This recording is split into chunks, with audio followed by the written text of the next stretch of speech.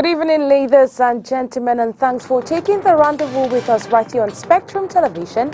It is the 8 p.m. bilingual newscast. Making news tonight, an ad hoc committee for the intervention, monitoring and implementation of the investment program in the three newly created universities of Betua, Ebolo and Garoua has been formed by the Minister of Higher Education in the first ordinary session organized in Yaoundé today. Olivier Bouzike will be examining the high point in this newscast. On our human interest page, a gang suspected of being part of the assault, rape and kidnapping of two ladies have been nabbed in the political capital of Cameroon, Yaoundé. Lieutenant Olivier Dangile walks us through the incident that happened on the night of April 22 to April 23. This and many more will be yours in these newscasts. If you're just joining us, it is the 8 p.m. bilingual newscast, and Leila Renganse opens this news in the French language. Good evening to you, Leila. Bonsoir à vous, la Donnette en Dessa. Mesdames, bonsoir, monsieur, bonsoir et merci d'être avec nous. Il est 20h sur les antennes de Spectrum Télévision, c'est le journal. Le ministre de l'Enseignement supérieur a présidé à Yaoundé la première session du comité ad hoc d'intervention et de suivi de la mise en œuvre du programme d'investissement dans les trois universités nouvellement créées à Bertois, à Ebolova et à Garoua. Dans l'extrait qui suit, le professeur Jacques Famendongo revient sur les enjeux de cette rencontre. Nous ont été donnés de rendre concrète la promesse du président de la République, chef de l'État, de doter chaque région d'au moins une université d'État. Aujourd'hui, il y a 11 universités d'État. Le centre en a 2 et chacune des autres régions a une université d'État.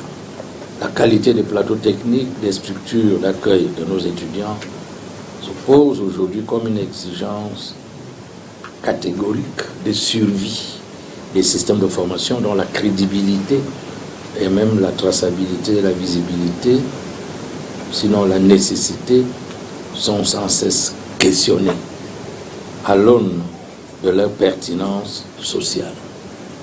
Autrement dit, la capacité des systèmes de formation à se poser comme un outil de développement des peuples et des nations est devenu l'un des critères essentiels sur lesquels repose la crédibilité de l'enseignement supérieur.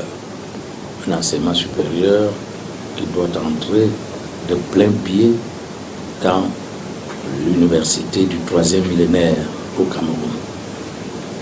C'est la raison pour laquelle il m'a paru opportun de créer un comité ad hoc spécialement dédié à la mise sur pied de ces 3 universités et de vous convoquer ici et maintenant dans le cadre de sa première session pour l'examen collectif en vue de l'adoption des modalités de lancement des premiers projets d'investissement de ces 3 jeunes institutions.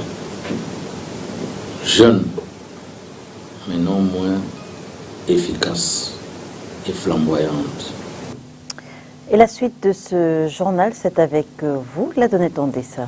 Yes, Leila Renganse, and this time around we take you to Ngouti, where it has been an overall feeling of satisfaction from the mayor of Ngouti following a detailed analysis of the execution of the 2022 budget and a forecast of the 2023 budget.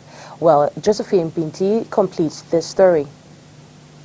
Despite the unfavorable socio-political climate in the southwest region, councillors of Ngouti Council have expressed satisfaction on the execution of the 2022 financial year budget. 102%. Recurrent expenditure execution rate stands at 73%, while investment rate stands at 96%. From the overall analysis please, revenue stands at 92%, while expenditure stands at 86%.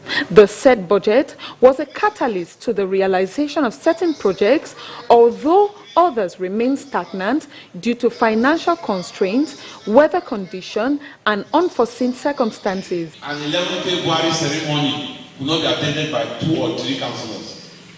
These people who gave you mandate want to see you. Are you sure of what's happening in the village? The mayor has enumerated they have done this for this village. Are you aware of it? Nobody will stand here to challenge the mayor because you are blind to what's happening there. You don't know what's happening. Is that what you want from Gutsi? And is that what you want people to give you another mandate next year? Other factors had to be considered in proper managing the 2023 budget. Number 8, Kumbamafe Road, kilometer 63, 100%. Rehabilitation and completion of Mongondo Water Supply Project, 90%. Supply of the hairs for the mortuary, Nguti, 0%.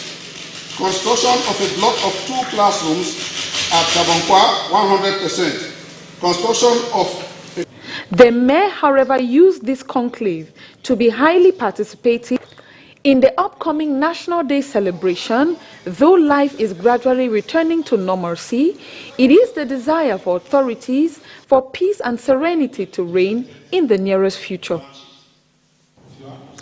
Et cela fera bientôt 1 an que les habitants du quartier d'Ikolo, ici même dans la capitale économique du Cameroun, ont été déguerpis.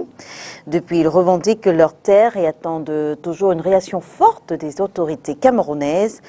Dans l'extrait qui va suivre, vous entendrez le cri de détresse d'une victime du déguerpissement d'Ikolo. Cette victime a été rencontrée par notre reporter Julie Pau.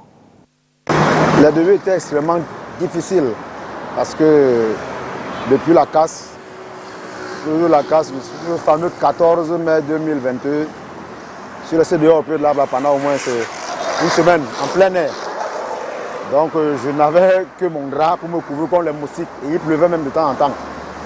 Bon, ben après je suis venu ici comme vous voyez, mais ce n'était pas encore comme ça. J'étais toujours dehors.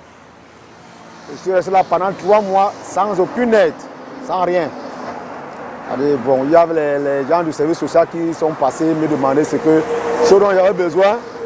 Mais malheureusement, après ça, ils ont disparu dans la nature. Ils ne sont plus jamais venus me voir pour me donner l'avancement de leurs travaux. Bon, mais Dieu sait comment il fait ces choses.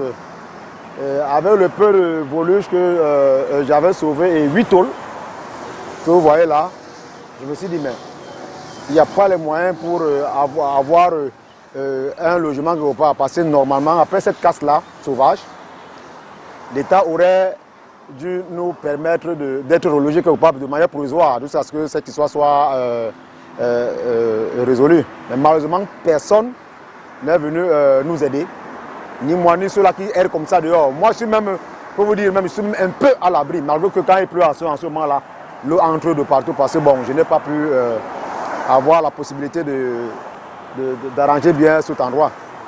Et donc, je suis là tous les jours. J'espère toujours.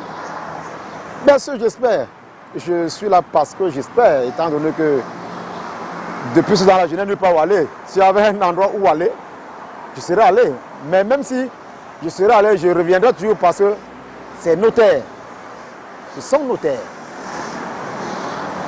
Ceux qui sont en face ont commis l'erreur de venir nous débarquer sur nos terres, mais ils peuvent toujours la corriger.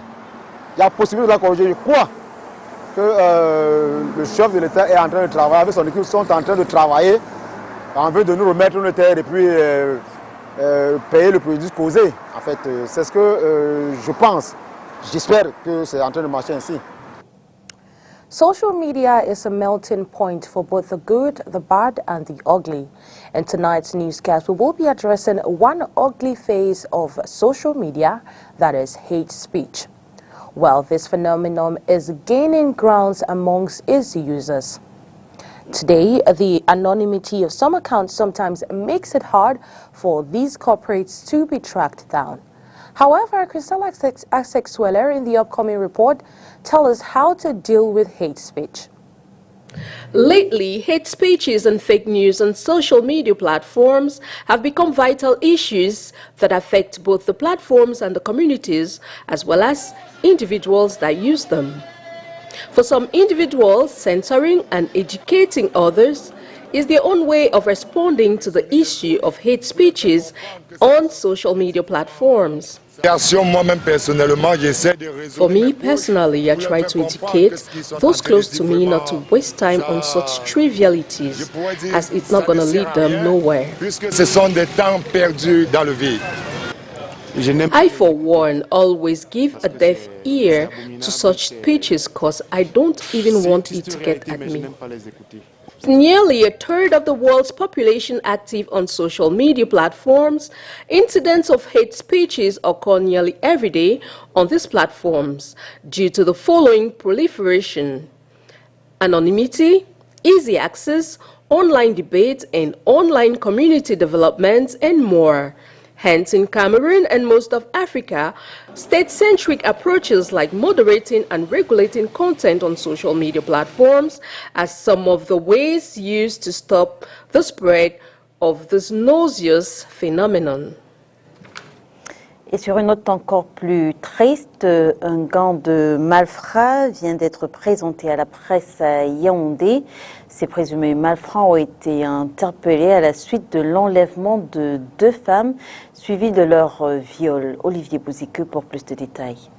Tout part d'une dénonciation pour séquestration, viol, enlèvement avec demande de rançon soumise le 27 avril au service central de recherche judiciaire du CELT. Une enquête est aussitôt ouverte. Le ressort du CELT, c'est que dans la nuit du 22 au 23 avril 2023, la dénonciatrice emprunte un taxi au carrefour Sam pour le quartier Arala.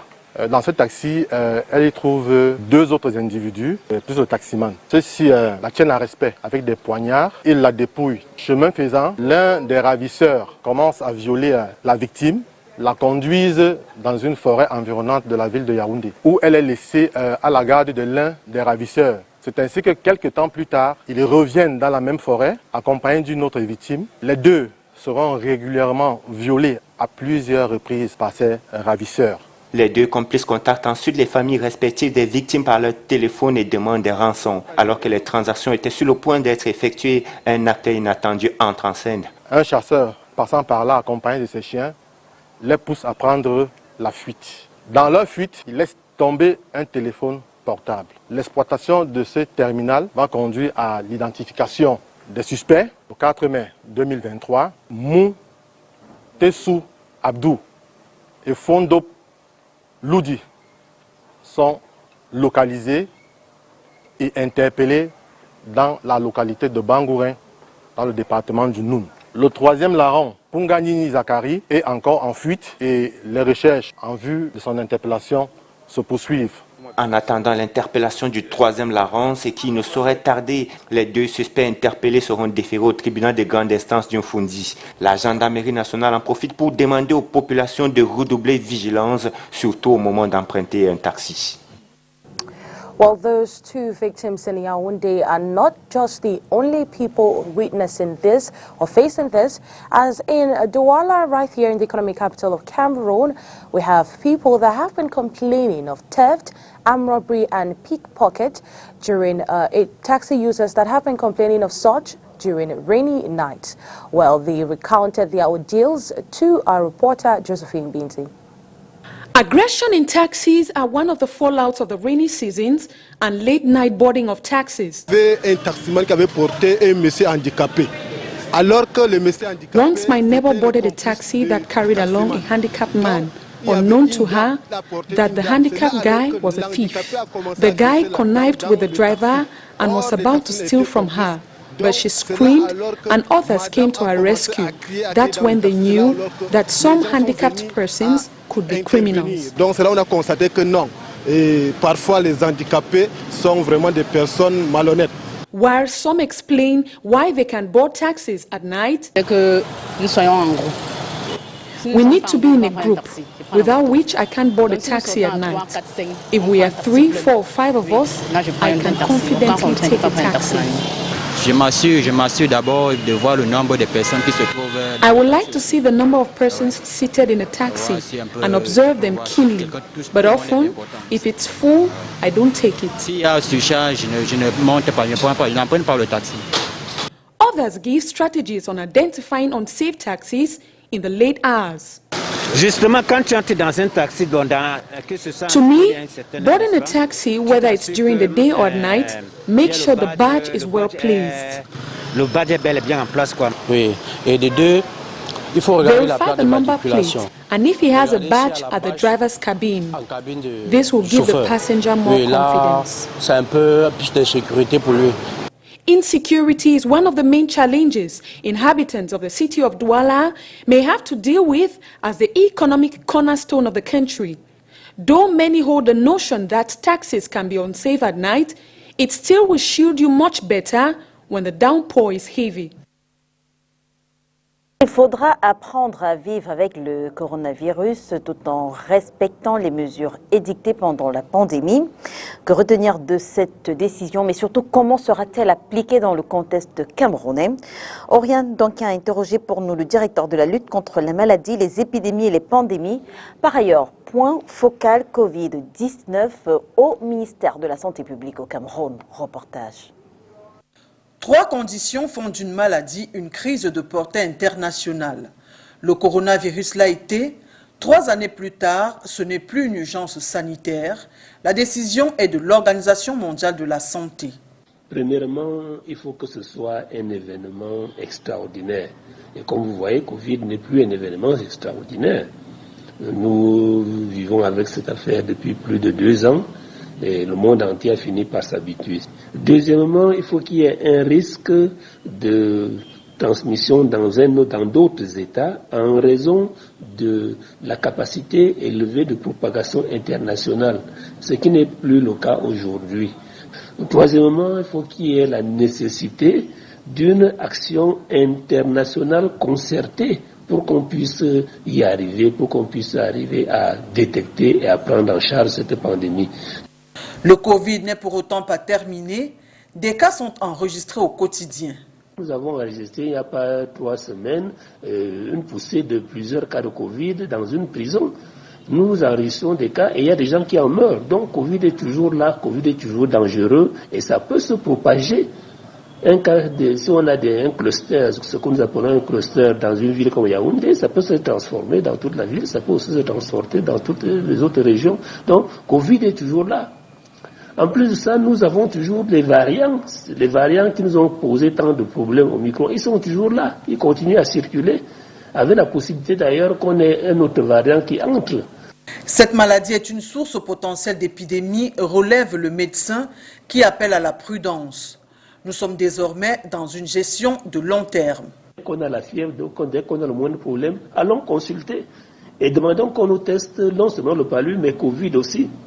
Nous avons pris de bonnes mesures de distanciation, mais le port du masque doit maintenant continuer à rester quelque chose qu'on doit envisager. Dès qu'on est malade, dès qu'on tousse, dès qu'on a un syndrome grippal, on doit prendre l'habitude de mettre un masque pour protéger l'environnement, pour protéger les autres. Les mesures d'hygiène des espaces, d'hygiène des locaux, et nous ne devons pas abandonner tout ça. Ça doit être des choses qu'on doit continuer à maintenir. Ça doit être les gains post-Covid. Nous devons maintenir la surveillance, et notamment la surveillance aux frontières, la surveillance partout pour que s'il y a des cas qui s'annoncent, qu'on puisse les détecter. L'OMS a déclaré le 5 mai dernier la fin de l'urgence sanitaire pour le coronavirus, qui a fait environ 20 millions de morts dans le monde entier. Lors de la pandémie Covid-19 au Cameroun, des mesures barrières avaient été dictées par le gouvernement camerounais avec l'annonce de l'Organisation mondiale de la santé.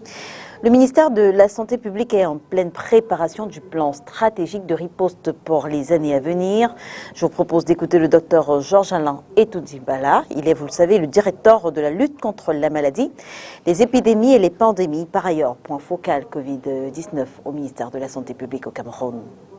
Le monsieur le ministre de la Santé nous a déjà demandé de préparer cette semaine une évaluation globale de notre riposte à Covid-19 et certainement qu'on va proposer de façon officielle l'allègement des 13 mesures gouvernementales qui avaient été prises il y a 2 ans. Et dans ces mesures aussi, il y aura certainement des dispositions prises au niveau des frontières internationales en matière de contrôle des vaccins et des tests. De façon plus globale, nous allons finaliser notre plan stratégique de riposte des 2-3 prochaines années, non seulement pour répondre à Covid, mais aussi pour répondre à toutes les autres urgences auxquelles le Cameroun est confronté. Et vous savez qu'en ce moment, nous sommes en train de gérer une épidémie de choléra dans la ville de Yaoundé, et on voit très bien que les mécanismes de surveillance, de détection et de prise en charge nécessitent, mettent en jeu les mêmes dispositifs et la même coordination qu'on avait mise en place à la période de Covid. Donc, Covid est peut-être terminé comme urgence de santé publique, mais il faut savoir que Covid est désormais dans notre quotidien de tous les jours et que nous devons optimiser toutes les bonnes pratiques acquises pendant cette période, non seulement pour protéger nos familles, mais aussi pour protéger notre pays et, pourquoi pas, nous dire, protéger le reste du monde. Out of the country, we go right over to Turkey, where Turkish President Recep Tayyip's primary challenger in the May 14th elections, Kemal Kılıçdaroğlu, is targeting the Kurdish vote in presidential and parliamentary elections. This marks a turnaround for Kılıçdaroğlu's CHP party, which for decades ignored Turkey's predominantly Kurdish region. The Voice of America, our partner, tells us more in this report. CHP parliamentary candidate Sezgin Tanrıkoğlu, meeting with Diyarbakır merchants, speaks of his party's 30 years of electoral failure in the predominantly Kurdish region. The CHP not only distanced itself from Kurds, but also as a political party that did not say anything about their fundamental problems, using a negative discourse towards them. With our policies, under the leadership of our chairman, we have come to a point where we recognize them, show solidarity with them, and find solutions to their basic problems. The CHP is the party of the founder of the Turkish Republic, Mustafa Kemal Atatürk, who cracked down hard on Kurdish uprisings. The latest conflict between Kurds fighting for minority rights saw the CHP largely silent on human rights abuses and opposing calls for minority rights. But under its leader, Kemal Kılıçdaroğlu, now a presidential challenger, that stance changed. He's pledging democratic reforms. Still, analysts say the CHP will struggle to overcome its past. It is very difficult for CHP to become a political force in the region again. However, it must be acknowledged that CHP has taken important steps in this regard, and Kemal Kılıçdaroğlu has brought about significant changes. We see that there is a tendency towards CHP among young people and voters who will vote for the first time. Kılıçdaroğlu has secured the backing of the region's main pro-Kurdish party in his presidential bid, with opinion polls giving him a strong lead in the region over incumbent Recep Tayyip Erdogan. Tanrıkoğlu, a Diyarbakır native and as one of the city's most prominent human rights advocates, is drawing support for his parliamentary bid, even among skeptics of his party. Diyarbakir's vote is obvious. People's opinion is very clear. Even though he is with CHP, he is Diyarbakir's own, and one vote from every household will go to him. As some observers see it, the CHP has a real chance of winning parliamentary representation from the Kurdish region. For Tanrıkoğlu, it has been a long journey. Since 2010, I received so much criticism from my circle and friends. Many of my friends reproached me as to why I joined this party. Now almost all of them have come to the point of voting for Kılıçdaroğlu, and I would like to think I played a role in this. Analysts say winning parliament seats in Diyarbakir and other cities in the predominantly Kurdish region would break the grip of Erdogan's AKP and pro-Kurdish Green Left Party, and thus change Turkey's political landscape. Dorian Jones for VOA News, Diyarbakir.